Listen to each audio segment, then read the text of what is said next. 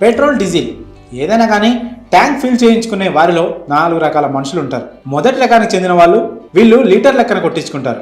రెండో రకం వాళ్ళు రౌండ్ ఫిగర్ కొట్టించుకుంటారు. ఇక మూడో రకం వాళ్ళు ఉంటారు, వీళ్ళు బంకువాడు మోసం చేస్తాడేమో అని లీటర్ల లెక్కన కాకుండా ఇటు రౌండ్ ఫిగర్కి కాకుండా 110, 120, 130 ఇలా కొట్టించుకుంటారు. నాలుగో రకం మనుషులు కూడా ఉంటారండోయ్, నువ్వు లీటర్ ఎంతైనా పెట్టు, మేము 100కే కొట్టించుకుంటాం అని అనుకుంటుంటారు. అయితే లీటర్ లెక్కన పోయించుకోవాలా, రౌండ్ ఫిగర్కి పోయించుకోవాలా, లేక తెలివైన వారం అనుకునే ఆ మూడో రకం కేటగిరీ మనుషుల్లా కొట్టించుకోవాలా? ఎలా కొట్టించుకుంటే నష్టపోకుండా ఉంటారు, ఎలా కొట్టించుకుంటే లాభం ఉంటుంది అనే విషయాలు ఇప్పుడు చూద్దాం. ఉదాహరణకు పెట్రోల్ లేదా డీజిల్ లీటర్ 99 రూపాయల 5 పైసలు ఉందనుకోండి. కొంతమంది ఎంతున్నా లీటర్ లెక్కన కొట్టించుకుంటారు. కొంతమంది రౌండ్ ఫిగర్ అంటే 100కి కొట్టిస్తారు. ఇంకొంతమంది రౌండ్ ఫిగర్ 100కి కాకుండా ఓ 10 రూపాయలు యాడ్ చేసుకొని 110కి కొట్టమంటారు. ఇలా చేయడం వల్ల తాము మోసపోము అని అనుకుంటుంటారు. బంకు వాళ్ళు లీటర్ కంటే తక్కువ పెట్రోల్ వచ్చేలా రీడింగ్లో మార్పులు చేసి పోస్తారని వాళ్ళ భయం. ఇలా చేయడం వల్ల మోసపోయే ఛాన్స్ ఉండదని, ఖచ్చితమైన పరిమాణంలో పెట్రోల్, డీజిల్ వస్తుందని భావిస్తుంటారు. ఈ సందేహంపై రైల్వే మాజీ చీఫ్ ఇంజనీర్ అనిమేష్ కుమార్ సిన్హా కీలక విషయాలను పంచుకున్నారు. పెట్రోల్ బంకుల్లో ఎక్కువ మంది ఏ స్థాయిలో పెట్రోల్ కొట్టించుకుంటారో అందుకు తగినట్లుగా మిషన్లు సెట్ చేసి ఉంచుతారు. ఎక్కువ మంది 100, 200, 500, 1000 రూపాయల రౌండ్ ఫిగర్కు పెట్రోల్ కొట్టించుకుంటూ ఉంటారు. ఈ అంకెలతోనే మిషన్లో బంకుల వారు కోడ్ సెట్ చేస్తారు.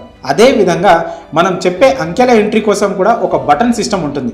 పెట్రోల్ బంకులో పనిచేసే సిబ్బందికి ఇది ఈజీగా ఉంటుంది. ప్రతిసారి మొత్తం అంకెలను ఎంటర్ చేయాల్సిన అవసరం ఉండదు. ఇదిలా ఉంటే మనలో చాలామంది పెట్రోల్ పంపుల్లో సెట్టింగ్స్ చేస్తారని, అందుకే రౌండ్ ఫిగర్లకు పెట్రోల్ కొట్టించుకుంటే తక్కువ వస్తుందని భావిస్తూ ఉంటారు. నిజానికి ఇంధనాన్ని లీటర్లలో ఇచ్చేందుకు పెట్రోల్ పంప్ యంత్రాన్ని డిజైన్ చేస్తారు.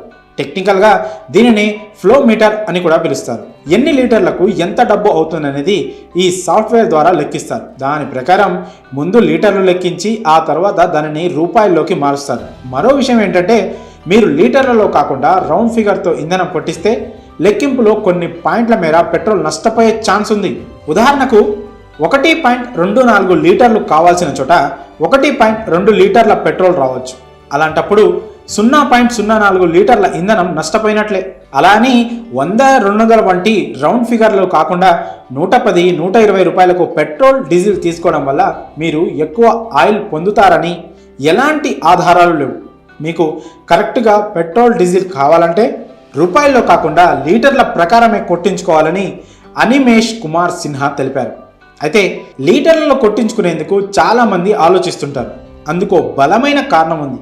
లీటర్లలో కొట్టించుకుంటే చిల్లర సమస్య వస్తుందని అంటుంటారు. కానీ ఇప్పుడు అంతా డిజిటల్ పేమెంట్స్ నడుస్తున్నాయి.